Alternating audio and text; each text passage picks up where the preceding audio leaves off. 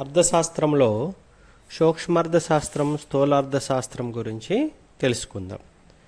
సాంప్రదాయ పద్ధతిలో అర్థశాస్త్రం విషయాన్ని వినియోగం, ఉత్పత్తి, పంపిణీ, వినిమయం, ప్రభుత్వ విత్తం అనే 5 భాగాలుగా విభజించారు.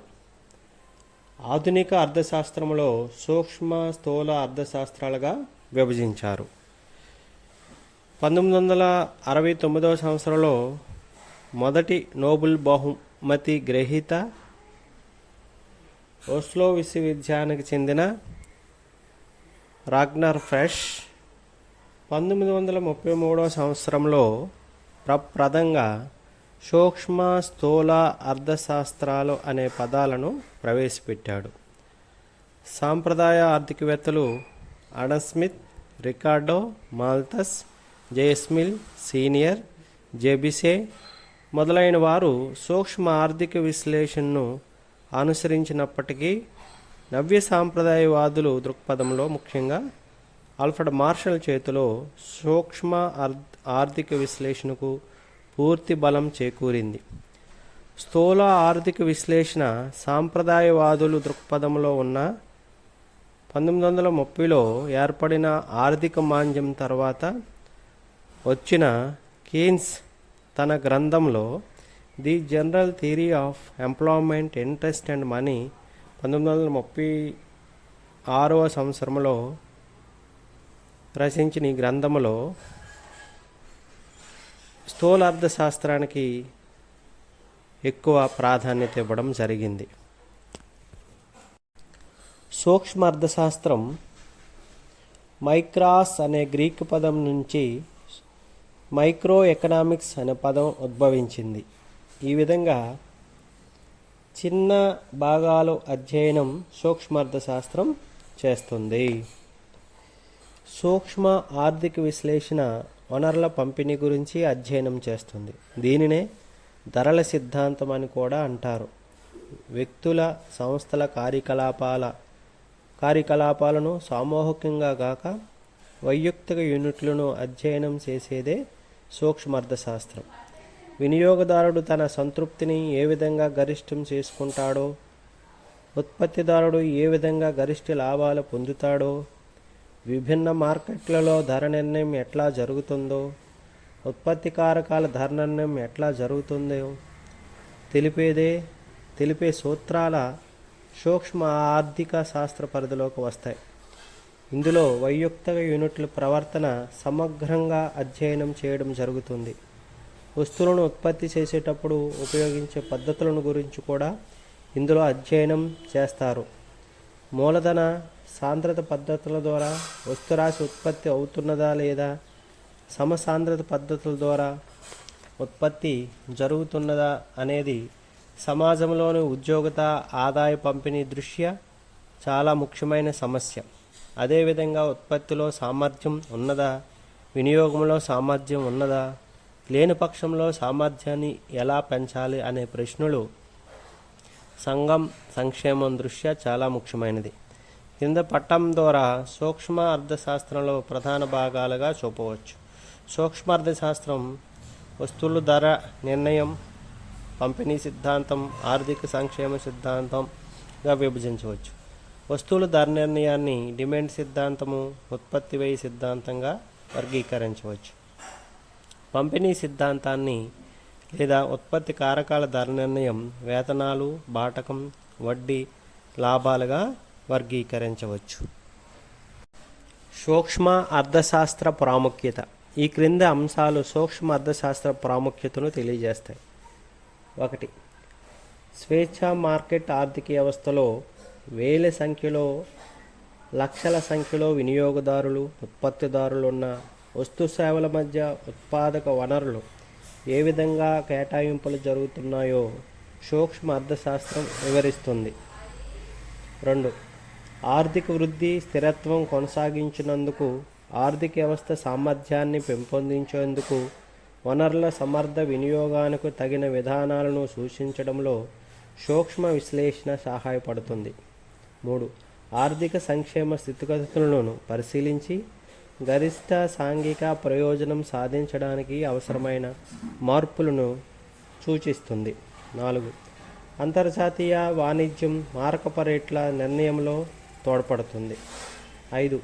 వినియోగదారులపైన ఉత్పత్తిదారులు, అమ్మకందారుల మధ్య పన్ను భారం ఏ విధంగా పంపిణీ చేయబడుతుందో వివరిస్తుంది. 6. సూక్ష్మ ఆర్థిక నమూనాలు వాస్తవిక విషయాలకు కేవలం ఉజ్జాయింపుగా ఉన్నప్పటికీ వీటి విశ్లేషణ చేయడంలో ప్రయోజనం ఉంది. అర్థశాస్త్రాన్ని అధ్యయనం చేయడంలో మానసిక ప్రయోజనమే కాకుండా విలువ కూడా ఉంది. స్థూల అర్థశాస్త్రం అర్థవంతమైందా? వైయక్తిక యూనిట్లు కార్యకలాపాలను, ప్రవర్తనలను కాకుండా వాటిని సమిష్టిగా పరిశీలించేదే స్థూల అర్థశాస్త్రం. అరణ్యం ఎలా వృక్షాల సముదాయం మాత్రమో కాదో అలాగే స్థూల అర్థశాస్త్రం కూడా వైయక్తిక యూనిట్ల సమూహం మాత్రమే కాక దాని ప్రవర్తన వైయక్తిక యూనిట్ల ప్రవర్తన కన్నా భిన్నంగా ఉంటుంది. స్థూల అర్థశాస్త్ర ప్రత్యేక అధ్యయనానికి గార్నర్ అక్లే అనే అమెరికా దేశ ఆర్థికవేత్తలు 4 రకాలుగా పేర్కొన్నారు. అవి: మొదటి రకం స్థూల ఆర్థిక సత్యాలు సమగ్ర ఆదాయ వ్యయాల, సమగ్ర ఎగుమతి దిగుమతులు, ఆదాయ పెట్టుబడులు మొదలైనవి సర్వత్రా సమతుల్యంలో ఉంటాయి. ఇలాంటివి సూక్ష్మ అర్థశాస్త్రంలో కనిపించవు. రెండో కారణం స్థూల దృక్పథంలో వైయక్తిక యూనిట్లు చలాంకాలు రద్దు అయిపోతాయి. స్థూల అర్థశాస్త్రంలో వినియోగ ఫలం చాలా ప్రాముఖ్యమైన సూత్రం. వైయక్తిక యూనిట్ల వినియోగ ప్రవర్తన వాటి ఆదాయం పైన మాత్రమే కాక ఇతరమైన చాలా కారణాల మీద ఆధారపడి ఉంటుంది. కుటుంబ యజమాని వయసు, కుటుంబ పరిమాణం, ఆయిల్ ఇంజిన్, కరెంటు మోటారు వాహనాలు, కాలపరిమితి, కుటుంబ సభ్యుల ఆరోగ్య స్థితి, నివసించేది సొంత గృహమా అద్దె గృహమా, పెండిండ్లు, జనన మరణాలు, పాఠశాల కళాశాలలు, పోయేవారి వయసు, కర్మకాండలపైన వానికి వర్తించే కార్యకలాపాలపైన వైయక్తిక వినియోగ ప్రవర్తన నిర్ణయిస్తాయి. కానీ సమిష్టి వినియోగ ప్రవర్తన వివరాలలో స్వల్పకాలంలో పైన చలాంకాలు రద్దు అవుతాయి, ఎందుకంటే సమిష్టి చలాంకాలు స్వల్పకాలంలో స్థిరంగా ఉంటాయి. మూడో కారణం స్థూల ఆర్థిక వైపరీత్యాలు వైయక్తిక యూనిట్ల దృష్ట్యా పొదుపు ఎల్లవేళలా శ్రేయస్కరమైనది. జాతీయ దృక్పథంలో పొదుపు ఎల్లప్పుడూ శ్రేయస్కరం కానక్కరలేదు. ఆర్థిక మాంద్యాలు సంభవించినప్పుడు పొదుపు ఎక్కువైతే దేశ శ్రేయస్సు కుంగిపోతుంది. ఆర్థిక మాంద్యం దానికి ప్రధాన కారణం సమిష్టి డిమాండ్ లోటుగా ఉండడం. పొదుపు పెరగడం వల్ల వినియోగ వ్యయం తగ్గి తద్వారా సమిష్టి డిమాండ్ ఇంకా తగ్గిపోతుంది. నిరుద్యోగత పెరుగుతుంది, దేశ శ్రేయస్సు క్షీణిస్తుంది. దీనినే పొదుపు వైపరీత్యం అంటారు. నాలుగో కారణం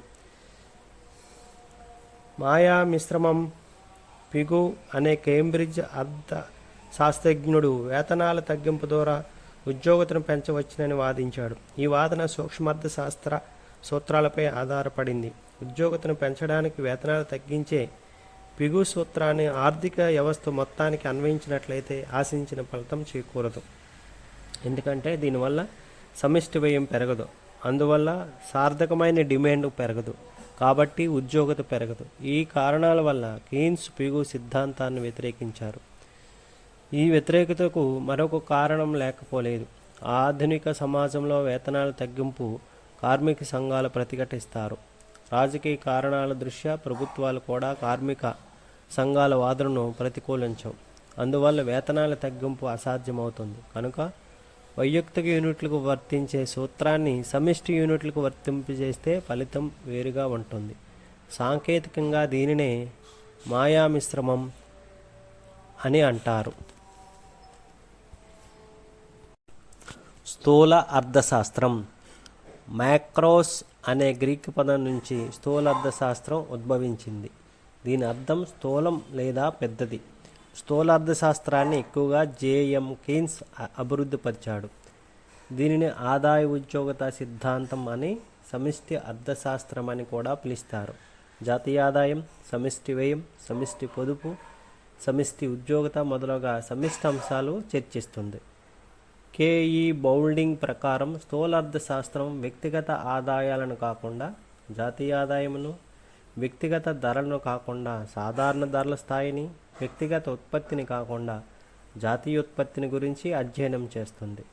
1936లో కీన్స్ రచించిన ఉద్యోగత, ఆదాయం, ద్రవ్య సాధారణ సిద్ధాంతం అనే గ్రంథం ద్వారా స్థూలార్థశాస్త్రం ప్రాచుర్యంలోకి వచ్చిందని బౌల్డింగ్ వర్ణించాడు.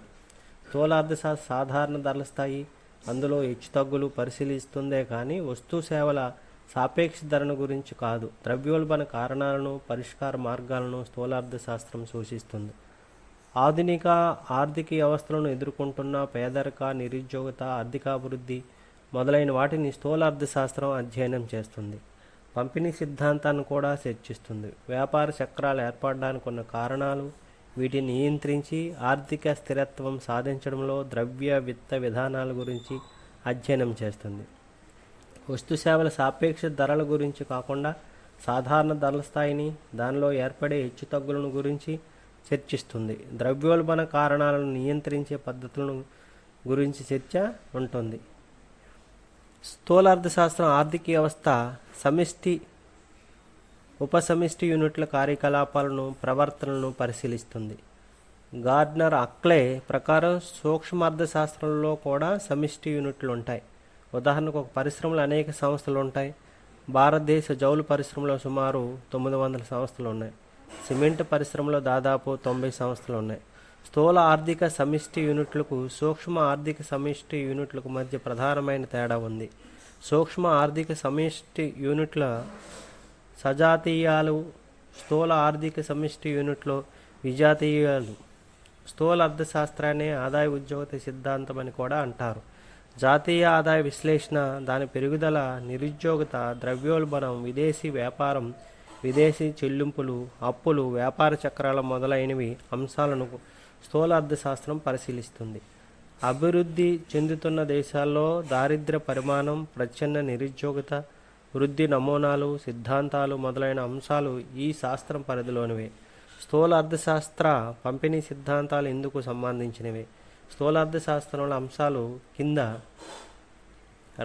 పటం ద్వారా తెలుసుకోవచ్చు. స్థూల అర్థశాస్త్రం: ఉద్యోగత సిద్ధాంతం, సాధారణ ధరల స్థాయి, ద్రవ్యోల్బణ సిద్ధాంతం, ఆర్థికాభివృద్ధి సిద్ధాంతం, స్థూల అర్థశాస్త్ర పంపిణీ సిద్ధాంతం లేదా వేతనాలు, లాభాల సిద్ధాంతం. ఉద్యోగత సిద్ధాంతాన్ని వినియోగ ఫల సిద్ధాంతం, పెట్టుబడి ఫల సిద్ధాంతంగా వర్గీకరించవచ్చు. అలాగే సాధారణ ధరల స్థాయి, ద్రవ్యోల్బణ సిద్ధాంతాలను వినియోగ ఫల సిద్ధాంతము, పెట్టుబడి సిద్ధాంతము మరియు వ్యాపార చక్రాల సిద్ధాంతంగా వర్గీకరణ చేయవచ్చు. స్థూల అర్థశాస్త్ర ప్రాముఖ్యం: 1930 తర్వాత స్థూల అర్థశాస్త్రం అధిక ప్రాముఖ్యం సంతరించుకుంది. స్థూల అర్థశాస్త్ర అధ్యయనం క్రింది విధంగా ప్రయోజనకరమైనది. 1. గరిష్ట సాంఘిక ప్రయోజనాన్ని సాధించడానికి గాను సరైన విధానాలు రూపొందించడంలో, అమలు చేయడంలో ప్రభుత్వానికి తోడ్పడుతుంది. 2.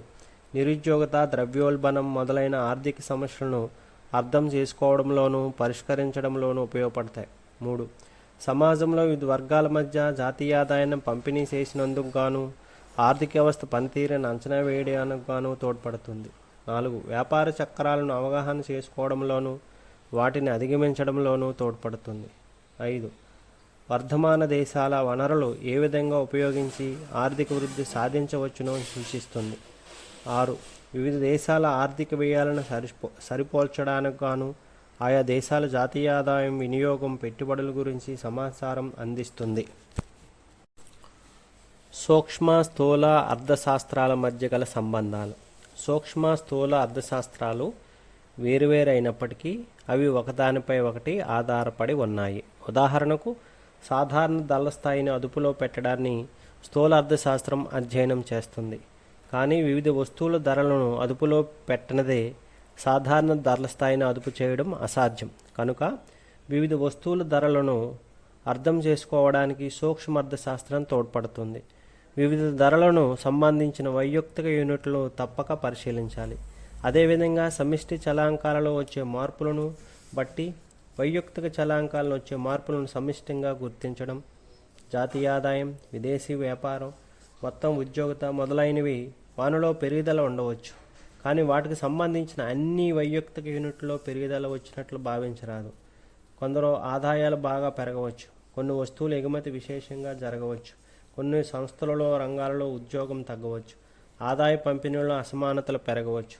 కనుక ఏ ఒక్క పద్ధతి సంపూర్ణమైంది కాదు. సూక్ష్మ అర్థశాస్త్రం ద్వారా ఏ ఏ వస్తువులను ఏ ఏ పరిమాణంలో ఏ ఏ పద్ధతి ద్వారా ఉత్పత్తి చేయాలి, ఆర్థిక వ్యవస్థలోని ఉత్పత్తి కారకాల మధ్య ఏ విధంగా పంపిణీ జరిగింది అనే అంశాలను పరిశీలించడం అవుతుంది. పై కారణంగా సూక్ష్మ స్థూల ఆర్థిక విశ్లేషణ ఒకదానిపై ఒకటి ఆధారపడి ఉంటాయి. ఆర్థిక వ్యవస్థ కార్యకలాపాలను ప్రవర్తనను సమగ్రంగా అవగాహన చేసుకోవడానికి ఈ రెండు రకాల పద్ధతులు అవసరం. కీన్స్ కూడా వివిధ వస్తువుల ధరల అధ్యయనానికి సూక్ష్మ ఆర్థిక విశ్లేషణ ఉపయోగించాడు. సూక్ష్మ అర్థశాస్త్రం మరికొన్ని కారణాల వల్ల స్థూల అర్థశాస్త్రంపై ఆధారపడుతుంది. ఉదాహరణకు లాభాల రేటు, వడ్డీ రేటు సూక్ష్మ అర్థశాస్త్రానికి సంబంధించినవి అయినప్పటికీ వాటి నిర్ణయం స్థూల ఆర్థిక సమిష్టి చలాంకాలపై ఆధారపడి ఉంటుంది. ఆర్థిక మాంద్యంలో జాతీయ ఆదాయ స్థాయి, సాధారణ ధరల స్థాయి తగ్గి తద్వారా సమిష్టి డిమాండ్ తగ్గి లాభాల రేటు కూడా తగ్గుతుంది. వడ్డీ రేటు నిర్ణయం సాంప్రదాయంగా సూక్ష్మార్థశాస్త్రానికి సంబంధించిందైనా అది ద్రవ్య సంబంధమైన స్థూల అర్థశాస్త్ర విశ్లేషణ పరిధిలోకి వచ్చింది. వడ్డీ రేటు స్థాయి ISLM రేఖల ద్వారా వివరించడం జరుగుతుంది. గార్డ్నర్ అనే ఆక్లే మాటల్లో స్థూల సూక్ష్మ అర్థశాస్త్రాల సంబంధం రెండు వర్గాల వీధి వంటిది. ఒక పక్క సూక్ష్మార్థశాస్త్రం సమిష్టి సిద్ధాంతాన్ని రూపకల్పన ముడి పదార్థాలను సరఫరా చేస్తుంది. స్థూలార్థశాస్త్రం కూడా సూక్ష్మార్థశాస్త్ర అవగాహనకు తోడ్పడుతుంది. ఉదాహరణకు వాస్తవంగా స్థిరంగా అయిన సూక్ష్మార్థశాస్త్ర సిద్ధాంతాలను మనం కనుక్కుంటే అవి ప్రామాణికమై సూక్ష్మ అర్థశాస్త్ర సూత్రాలు కాకపోతే లేదా వాటిని సూక్ష్మార్థశాస్త్ర సిద్ధాంతాలకు విస్మరించినట్లయితే అటువంటివి వైయక్తిక యూనిట్ల ప్రవర్తన మనం అవగాహన చేసుకోవడానికి స్థూల అర్థశాస్త్రం తోడ్పడుతుంది.